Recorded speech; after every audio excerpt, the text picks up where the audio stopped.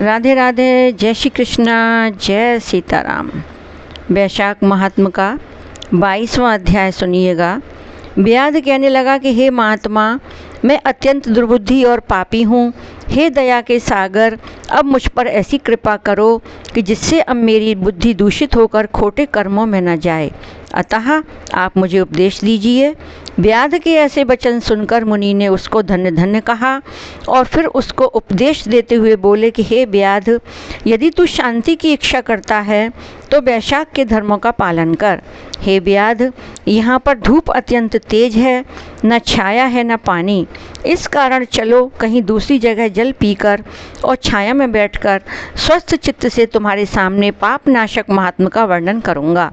व्याध हाथ जोड़कर कहने लगा कि यहाँ से थोड़ी दूर एक निर्मल सरोवर है, जहाँ फलों से लदे हुए अनेक कैथ के वृक्ष हैं। वहाँ निश्चय ही चित्त प्रसन्न होगा। व्याध की यह बात सुनकर शंख मुनि उनके साथ चल दिए और थोड़ी दूर पर जाकर उन्होंने देखा कि निश्चय ही एक निर्मल सरोवर है। मुनि ने उस सरोवर में स्नान किया, फिर देव पूजन कर व्याध के लाए हुए श्रमनाशक मीठे कैथ के फल खाए। तत्पश्चात व्याध कहने लगा कि महात्मन, यदि आप मुझ पर कृपा करो तो यह बतलाइए कि कौन सा कर्म करने से मुझ व्याध जैसी बुरी योनि मिली और फिर आपको सत्संग हुआ। मुनि हंसकर कहने लगे कि तुम शाकल नगर में वेद पाठी ब्राह्मण थे। तुम्हारा नाम स्तंभ और गोत्र श्रीवत्स था। एक वैश्य से तुम्हारा प्रेम था। उसी से संगति दोष से हमने नित्य कर्मों को त्याग दिया तथा शूद्र के समान रहने लगे। इस प्रकार तुमने आचारहीन होकर धर्म का त्याग किया। परंतु तुम्हारी स्त्री जो अत्यंत रूपवती थी, तुम्हारी और वैश्या की सेवा किया करती थी। तुम दोनों पलंग पर सोते और वह नीचे सोती। तुम्हारे पैर धोया करती थी तथा तुम दोनों की आज्ञा का पालन करती थी। वैश्या के मना करने पर भी वह पतिव्रता वैश्या सहित तुम्हारी सेवा करती थी।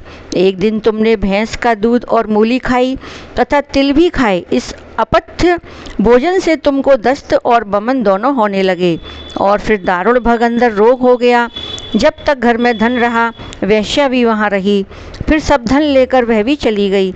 इस पर तुमको बड़ी घृणा हुई और तुमने अपनी पतिव्रता स्त्री से कहा कि मैं अत्यंत निष्ठुर तथा वैश्यागामी हूँ। हे सुंदरी, मुझ पापी ने तेरा कुछ भी उपकार नहीं किया।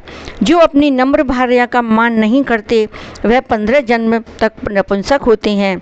मैं दिन रात महात्माओं और तेरी अवज्ञा करने से निश्चय ही पाप योनि में पड़ूंगा। तेरे विनीत भाव पर भी मैं महाक्रोध ही करता रहूँगा। इस प्रकार कहने पर वह तुम्हारी स्त्री हाथ जोड़कर कहने लगी कि स्वामी, आप ऐसा क्यों कहते हो? मैंने आप पर कभी क्रोध नहीं किया। यदि मुझको कुछ दुख प्राप्त हुआ है तो मेरे कर्मों का फल है। तुम मेरे प्रति दीनता और लज्जा मत करो। जो स्त्री अपने पति के क्रोध को सहन करे वही साध्वी है। ऐसा कहकर वह अपने पिता व भाई के घर से कुछ धन लाकर तुम्हारी सेवा करती रही। दिन रात मल मूत्र धोकर तुमको शुद्ध कर रखती व कीड़े आदि निकालती। रात दिन नींद आदि त्याग कर अपने भर्ता के दुख से दुखी होकर कहती कि हे पितरेश्वरों, तुम मेरे पति को रोग से मुक्त करो तथा मेरे पति को पापहीन करो। तब महात्मा देवल वैशाख में गर्मी के मारे संध्या समय तुम्हारे घर आए। उनको देख तुम्हारी स्त्री कहने लगी कि अब वैद्य मेरे घर आए, अब इनके द्वारा मेरे पति का रोग नष्ट हो जाएगा। अब तक वैद्यों ने मुझको ठग लिया। उनके चरण धोकर तुम्हारी स्त्री ने अपने सिर पर वह चंडोदक छिड़क लिया। फिर महात्मा को गर्मी से व्याकुल देख शरबत पिलाया। दूसरे दिन प्रातः वह महात्मा चले गए। उधर तुमको सन्निपात हो गया और जब तुम्हारी स्त्री ने तुमको त्रिकुटा पिलाया तो तुमने उसकी उंगली को काट लिया। तभी तेरे दांत भिच गए और उंगली तेरे मुख में रह गई। ठीक इसी अवस्था में तुम्हारी मृत्यु हो गई। अब उसी वैश्या के ध्यान में तुम्हारे प्राण निकल गए। तब तुम्हारी स्त्री अपना कंगन बेचकर ईंधन लाई और तुम्हारी चिता के साथ ही वह भी सती हो गई। इस प्रकार सती होने तथा वैशाख में शरबत पिलाने व चंडोदक सिर पर छिड़कने से वह सदगति को प्राप्त हुई।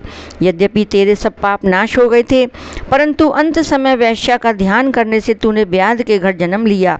इसी कारण तू सदा हिंसा में लगा रहता है। तूने अपनी स्त्री को शरबत पिलाने की आज्ञा दी थी। इसी कारण व्याध योनि पाकर भी धर्म पूछने की तेरी सद्बुद्धि रही। तूने भी मुनि के चरणों का जल अपने सिर पर छिड़का था, इसी से तुझे सतगति प्राप्त हुई। तुमने अपने पूर्व जन्म में जो कर्म किए थे सब तुमको बतलाए। तेरे ये सब पाप पुण्य मैंने दिव्य दृष्टि से देखे हैं। अब तुम्हारी कोई और गुप्त इच्छा हो तो वह भी पूछ लो। तेरा चित्त शुद्ध हो गया है, अतः तेरा कल्याण हो। जय श्री कृष्णा। राधे राधे। 22वां अध्याय समाप्त हुआ। अब कल सुनेंगे 23वां अध्याय।